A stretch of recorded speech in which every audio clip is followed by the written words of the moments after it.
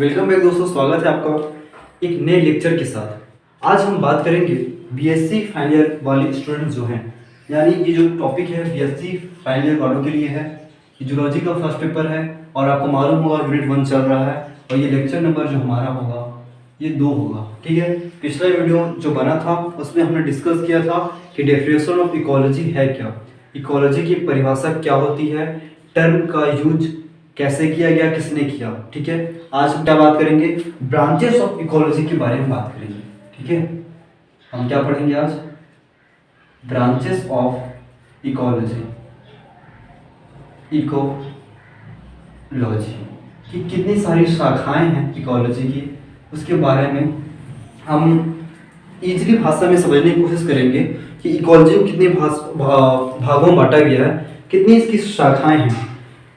क्योंकि आगे जो इम्पोर्टेंट टॉपिक आएगा तो थोड़ा सा नॉलेज आपको इस बारे में होना चाहिए कि कितनी ब्रांचेस हैं। सबसे पहला तो आता है हमारा हैबिटेट इकोलॉजी। नंबर 1 क्या है हमारा, आप लिख लीजिएगा, हैबिटेट इकोलॉजी। हैबिटेट इकोलॉजी, ये हैबिटेट का मतलब क्या होता है? तो अगर आप हैबिटेट वर्ड को अगर आप हिंदी में देखेंगे तो आपको मालूम चलेगा, इसको हम क्या बोलते हैं, आवासीय पारिस्थितिकी। आवासीय पारिस्थितिकी बोलते हैं। इसका मतलब क्या है, तो इस टॉपिक के अंदर, इस शाखा के अंदर, इस ब्रांच के अंदर क्या करते हैं हम, हैबिटेट इकोलॉजी के अंदर हम बात करते हैं कि जो एनिमल्स हैं उनका एटमॉस्फेयर जो है वो एटमॉस्फेयर में किस आवास में रहते हैं। तो आप ये बोल सकते हैं द स्टडी ऑफ हैबिटेट। जहां पर भी हैबिटेट स्टडी की जाएगी उसको हम क्या बोलेंगे, हैबिटेट इकोलॉजी बोलेंगे। ठीक है, इस बात का भी याद रखिएगा। साथ ही साथ ये बोल सकते हैं कि वातावरण में रहने वाले जो विभिन्न टाइप्स के एनिमल्स हैं उनके आवास का अध्ययन यही हैबिटेट इकोलॉजी कराती है। आवास के प्रकार के अनुसार, यानी अब इस हैबिटेट इकोलॉजी के अंदर ही हमको अलग अलग चीजें पढ़नी पड़ती हैं। जैसे नंबर 1 आपका क्या आता है, आपको मालूम होगा जलीय पारिस्थितिकी। क्या आता है नंबर 1, इसी के अंदर आता है, इसको मैं ए से नोट करूंगा, जिसको आप पढ़ोगे आगे चल के, जलीय पारिस्थितिकी, स्थितिकी। ठीक है, इसको आप बोल सकते हो वाटर इकोलॉजी, एक्वेटिक इकोलॉजी। एक तो हो गया जलीय पारिस्थितिकी। ठीक है, सेकंड क्या है, तो सेकंड आपको मालूम चलेगा स्थलीय पारिस्थितिकी।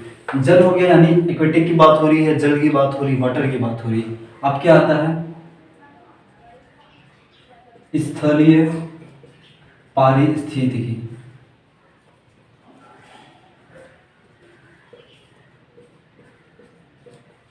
स्थलीय पारिस्थितिकी के अंदर क्या आता है, पहला वनीय पारिस्थितिकी। पारिस्थितिकी मतलब समझ में आ रहा है। अभी अब जब मैं आपको इकोसिस्टम पढ़ाऊंगा तब आपको इस वर्ड का मीनिंग समझ में आएगा कि स्थलीय पारिस्थितिकी और वनीय पारिस्थितिकी का मतलब क्या हो रहा है। स्थल के अंदर ही क्या मिल रहा है, वन मिल रहे हैं। अब देखिए जमीन को देखिए, क्या है, स्थल है, स्थल मंडल है, जमीन मौजूद है, लैंड है, लैंड के ऊपर ही तो वन, यानी जो हमारे फॉरेस्ट आएंगे वन के ऊपर ही आएंगे ना, तो वो भी इसी के टाइप्स में आता है। साथ ही साथ इसी के अंदर क्या आता है, एक तो ये हो गया, सेकेंड क्या आता है, सोच के देखिए, एक तो हो गया वनीय पारिस्थितिकी और सेकेंड हमारा होता है फसलीय पारिस्थितिकी। फसलीय पारिस्थितिकी, फसलीय पारिस्थितिकी 2 हो गया। अब फसलीय आपको मालूम होगा कि जो फसल नाम से मालूम चल रहा है, इसमें क्या होगा, हम स्टडी क्या करेंगे कि एक जमीन है, एक खेत है, उसमें कैसे कैसे फसल को रोपा जा रहा है, उन फसलों के बारे में डिस्कस किया जाता है, क्रॉप्स के बारे में। एक और क्या आता है, तो बहुत ही नॉर्मल चीज आपको मालूम चलेगा, वो आता है घासीय पारिस्थितिकी। क्या आता है, घासीय पारिस्थितिकी, स्थितिकी। ठीक है, तो हमने क्या बताया आपको, पहले तो बताया हैबिटेट इकोलॉजी, ब्रांच इकोलॉजी का। इसमें क्या है, 2 चीजें पहले थी, स्थलीय पारिस्थितिकी अध्ययन कर रहे हैं, स्थलीय पारिस्थितिकी अध्ययन कर रहे हैं, 2 चीजें क्लियर हो गई। स्थल के अंदर क्या आता है, सी को मिटा देते हैं हम। ठीक है, तो क्या आता है, वनीय पारिस्थितिकी आता है, फिर आता है फसलीय पारिस्थितिकी, फिर घासीय आता है। नाम से मालूम चल रहा है जिसका जैसा नाम है उसी के अंदर उसकी स्टडी की जाती है। ठीक है, इट्स ऑल राइट। अच्छा, साथ ही साथ पहला जब हो जाता है हैबिटेट इकोलॉजी, तो सेकंड क्या आता है? सेकंड आपको मैं यहाँ लिख देता हूँ। सेकंड हमारा आता है ecosystem ecology. Ecosystem ecology, ये बड़ा ही इंटरेस्टिंग टॉपिक है इकोसिस्टम इकोलॉजी। जब आप इसको पढ़ेंगे आने वाले वीडियोस में तो आपको बहुत ही मजा आएगा इसको पढ़ने में। साथ ही साथ थोड़ा सा ये टफ भी पड़ता है, लेकिन ये है कि समझने लायक क्वेश्चन इसमें से आते हैं और इम्पॉर्टेंट टॉपिक है, ठीक है। तो इकोसिस्टम इकोलॉजी में बेसिकली क्या होता है तो आपको मालूम चलेगा। इकोसिस्टम के अंदर इसमें हम करते क्या है, इसमें हम आपको मालूम होगा दो फैक्टर्स होते हैं ना, बायोटिक फैक्टर और एंड क्या होता है, abiotic factor. Abiotic factor ecosystem ecology में हम बायोटिक और अबायोटिक जो फैक्टर्स होते हैं, क्या होते हैं, फैक्टर्स होते हैं, उन्हीं का क्या करते हैं, स्टडी करते हैं। उन्हीं की स्टडी, किसका स्टडी, स्ट्रक्चर का स्टडी। क्लियर हुआ? इकोसिस्टम इकोलॉजी में हम बायोटिक एंड अबायोटिक फैक्टर्स की जो संरचना होती है, जो स्ट्रक्चर होता है, उसी की स्टडी करते हैं, उसी का अध्ययन करते हैं। इट्स ऑल राइट, समझ में आ रहा है? ठीक है। नंबर थर्ड देखते हैं हम। नंबर थर्ड आता है हमारा कंजर्वेशन इकोलॉजी। क्या आता है, कंजर्वेशन इकोलॉजी। कंजर्वेशन का मीनिंग होता है, आपको मालूम होगा, संरक्षण, पारिस्थितिकी। तो इसके अंदर क्या होगा, बेसिकली आपको मालूम होना चाहिए, इस ब्रांच के अंदर प्राकृतिक स्रोतों की प्रबंधीय और व्यवस्थाओं के बारे में अध्ययन किया जाता है। मैंने क्या बताया, जो नेचुरल सोर्सेस हैं, क्या है इसके अंदर, क्या स्टडी करेंगे हम, नेचुरल सोर्सेस। दो सोर्स हो सकते हैं, एक तो नेचुरल हो सकता है, एक आर्टिफिशियल सोर्स हो सकता है ना। जैसे आपको पानी चाहिए, वाटर चाहिए, एक नेचुरल सोर्स क्या है, वर्षा हो जाए तो आपको पानी मिल जाएगी, एक तो होगी ये नेचुरल सोर्स। सेकेंड सोर्स ये है कि आपने पानी को एक जगह इकट्ठा करके रखा था किसी बाल्टी में, तो आप उसका यूज कर रहे हैं, ये हो गए दो सोर्स। तो यहाँ पे क्या होगा, कंजर्वेशन इकोलॉजी में जो नेचुरल सोर्सेस होती हैं, तो नेचुरल सोर्सेस को ही ऐसा मैनेजमेंट करना जो बाद में उसका हम यूज कर सकें, ठीक है।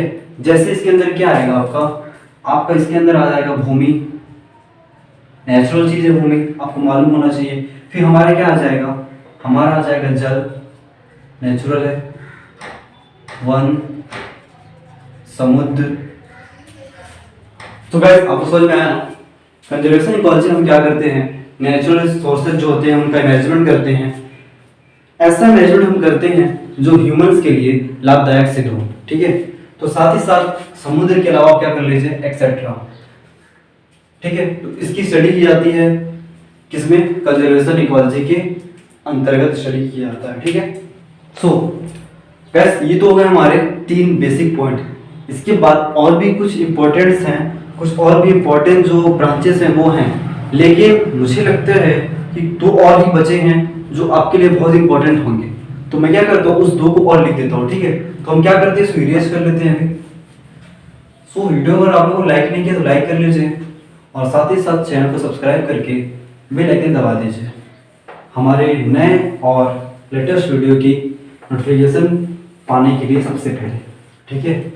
अच्छा, तो हम 3 पॉइंट पढ़ चुके हैं। 4th पॉइंट आता है हमारा ह्यूमन इकोलॉजी। क्या आता है फ्रेंड्स, ह्यूमन इकोलॉजी। नाम से मालूम चल रहा है। और जो हमारा 5वां पॉइंट है, 5th पॉइंट, इसमें आप पढ़ेंगे रेडिएशन इकोलॉजी।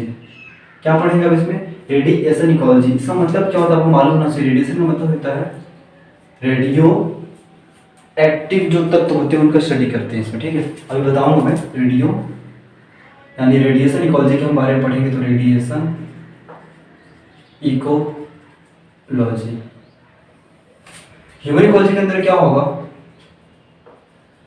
जो हमारे ह्यूमंस हैं यानी जो हम लोग हैं, तो ह्यूमन इकोलॉजी के अंदर ये देखा जाता है कि मानव जो है यानी जो ह्यूमंस है, ह्यूमंस और उसके जो वातावरण है, जो एटमॉस्फेयर है, तो ह्यूमंस का और उसके एटमॉस्फेयर का, उसके एनवायरनमेंट का, उसके वातावरण का इन दोनों को कंबाइंड स्टडी किया जाता है।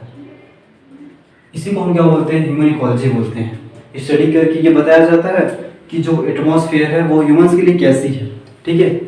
अच्छा, सेकेंड रेडिएशन इकोलॉजी, इसके अंदर क्या होता है आपको मालूम होगा, हमारे पास कुछ चीज़ें हैं जिसको हम बोलते हैं रेडियो एक्टिव मैटर्स या एलिमेंट्स, आप बोल सकते हैं रेडियो एक्टिव एलिमेंट लिख लीजिए।